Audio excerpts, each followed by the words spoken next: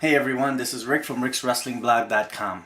Hey, we need to talk about Elimination Chamber. We need to talk about Monday Night Raw. We need to talk about all this setup for WrestleMania. Of course, Elimination Chamber comes first, and it's also setting up WrestleMania. But there's so many things going on in WWE with the loss of CM Punk, with Daniel Bryan all of a sudden being thrown right back into the mix of the top contenders and possibly being the face, and well, you know what? We need to start with Raw. And I had to take down some notes here because there was a few things that were going on that can't say I was pretty happy to see, but at the same time, well, you know what? Let's just talk about it. Let's just talk about it. Hey, Raw was not bad. Raw was not bad.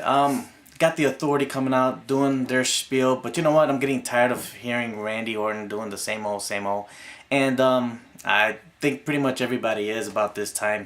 So this guy was great as a face. I always thought he was better as a heel. However, he doesn't seem to have.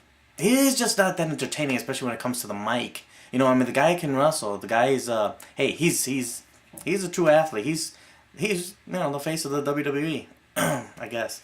Anyway, hey, but some of the things that were really exciting that I saw on Raw, of course, you saw the Wyatt family and you saw the Shield kind of face off against each other. Now, you know that this is the match for Elimination Chamber.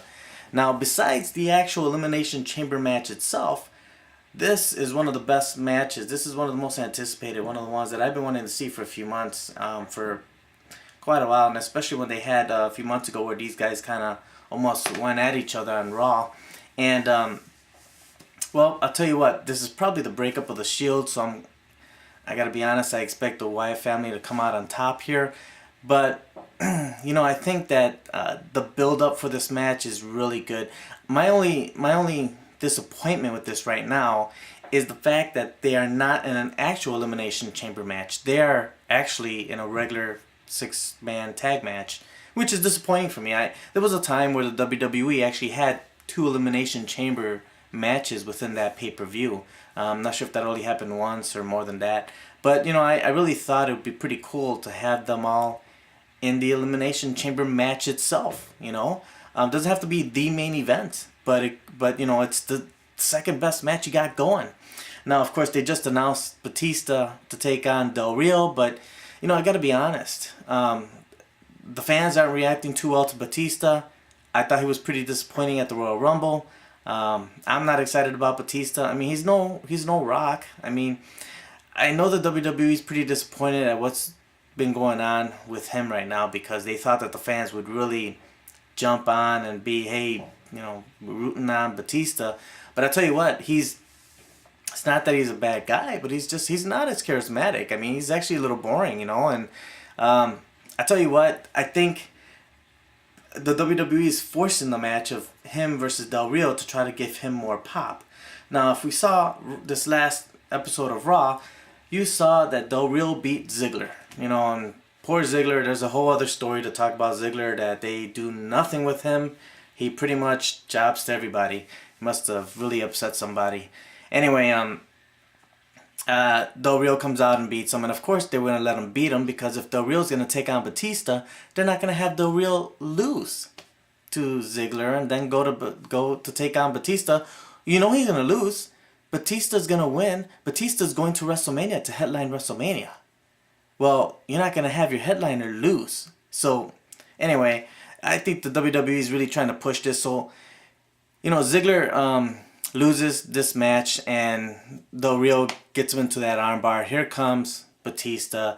The fans do, start cheering for him. It's not as loud as it should have been. And I'll tell you what, if you really think about it, Ziggler got more pop. And Ziggler been doing a lot of jobbing lately. But Ziggler's got a lot more pop than Batista. Batista came out and did his thing, and he was almost, and I kind of didn't get him. It's almost like, he's standing there kind of like he's in a trance. Or he slams him and let me pick this thing up. I'm about to hit him. And, and then he goes into the back and, Triple H is, hey, I'm just looking out for you, whatever. Yeah. Uh-huh. Yeah. Things really have changed here. I'm like, hello? Batista? Knock, knock, knock, hello? Is someone in there? Hey, you know what? The WWE shelled out a lot of money for this guy. I don't know how much, but you know that they did. He's got some kind of like a 2-year contract, and this is it's just not good.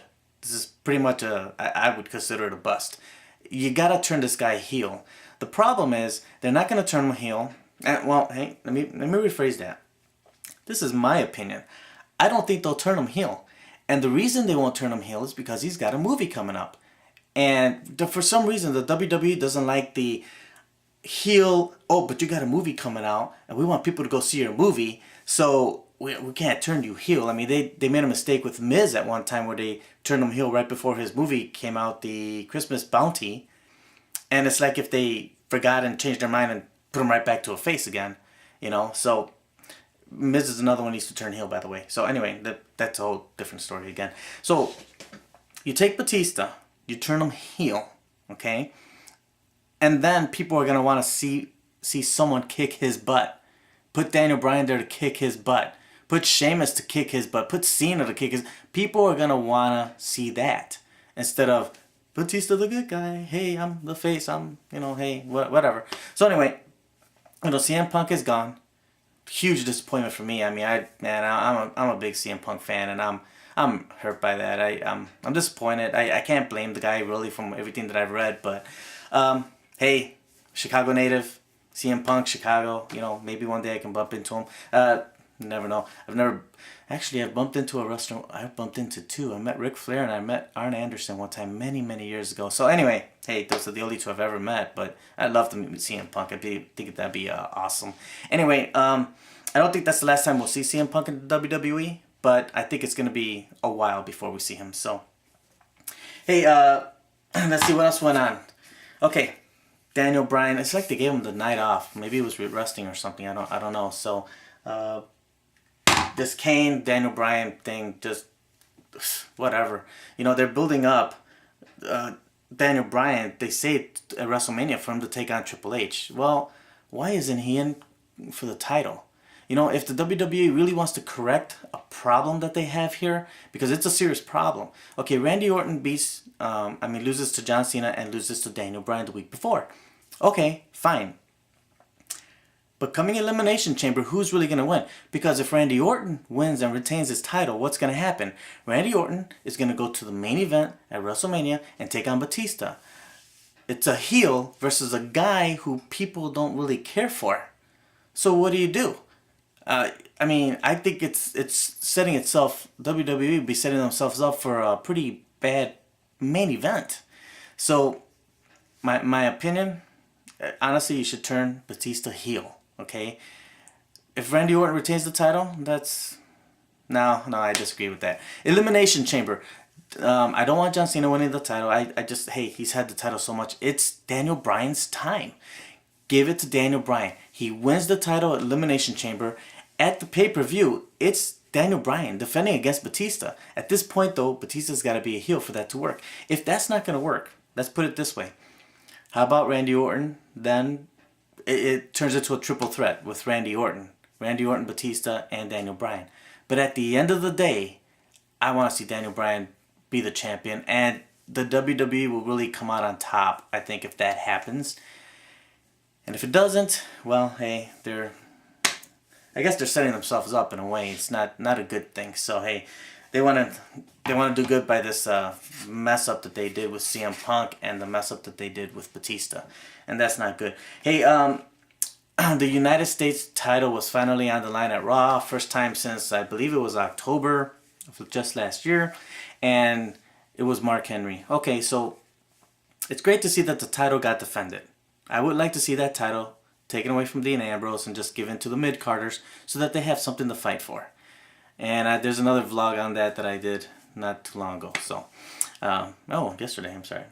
Anyway, Dean Ambrose, though, great wrestler. The guy knows what to do in the ring, okay? So he deserves, an Intercontinental title or even possibly going into the world title area to fight for that title. So I think if you take the U.S. title and put it over there for the mid cards, and then you have the Intercontinental, who you have to take more of the upper level mid carders and keep it there, and do something with it, because lately it seems like Langston hasn't been defending it lately. As of recent, haven't really seen much of defense here for that title, and we don't want we don't want the U.S. title to disappear, and we don't want the Intercontinental title to become irrelevant. And I gotta be honest, I think that they should split the world titles apart anyway. So anyway, we'll see what happens. So anyway, Real Americans, Sheamus. I don't know what's gonna go on with Sheamus. I don't know what his storyline is going to be going forward for not Elimination Chamber, but for WrestleMania. But I tell you what, the Real Americans, especially Cesaro, has really been turning a lot of heads. I mean, the fans are with him, and to a certain point that they started cheering him when he was starting to fight Sheamus, and that kind of wasn't really too good. Of course, Sheamus beat Swagger, and that was big props, because Sheamus is a really pretty cool guy. So, but for Cesaro, this guy, I tell you, I like the fact that he's been given the opportunity to be in the chamber match. I think he can do really well in there. I don't expect him to win. Does anybody really expect him to win? No. Him, Christian, no. Another long shot is probably Sheamus, But, between Orton, Bryan, and Cena, any one of those can really come out with the title. I do expect it to be Orton, especially since he's taken 2 losses recently. So, hey, we're going to see what this chamber comes out to be like, but there's only 3 matches, Del Rio with Batista, which, who really wants to see it? Not me. And then there's the Shield versus the Wyatt family, and then, of course, you got the Elimination Chamber match itself. Now, maybe they'll throw in the Divas title, and it would probably be AJ versus Naomi. Maybe they'll throw that in there. Maybe they'll throw in Biggie Langston to defend that title. I mean, where's Biggie? Is he going to participate in this? So they got to put him in there. And my biggest question of them all, what's Brock Lesnar doing for the Elimination Chamber? Will he be in the Elimination Chamber? I mean, maybe he's not even part of that event. Maybe the WWE thinks that they have enough going into that event, that they don't need Brock Lesnar. I don't know. I mean, even if you put Brock Lesnar against Henry, who just came back, right? Or I don't honestly want to see him against Big Show, but is the Big Show just going to say, hey, I just took the beating of my life, but I forgive you. We're not going to rematch. We're not going to do anything. And I'm not saying I want to see that as a rematch, especially on a pay-per-view, but I would like to see that as a rematch on at least a Raw. I think it deserves to be on a Raw, even though Lesnar doesn't necessarily wrestle on Raw. He just beats down a few people on Raw, but that's okay. That's okay. So we'll see what Lesnar does, if he's even involved with the Elimination Chamber. So WrestleMania 30, I don't know. There's a lot of things that are still up in the air with that, but I still expect, the greatest pay-per-view of the year, and we'll see how the Elimination Chamber turns out. I'm expecting some good stuff, but I don't want the WWE to just quit there, because there's more that they can add to it and make it better.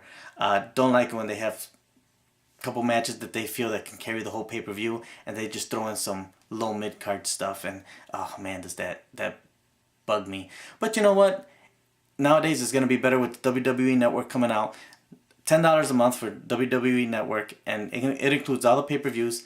My concern with that, the WWE will probably put more mid-card matches on pay-per-views. Why not? It's a $10 pay-per-view now, so hey, we'll see what they do. But that's what I'm kind of thinking they're gonna do. So we'll see. Anyway, hey, listen, I'm glad that you joined me to hear my rattle on here. So anyway, listen, Facebook us, like us on Facebook, subscribe to us, visit our website, rickswrestlingblog.com, and hey, you know what? Just and stay tuned for some more. All right.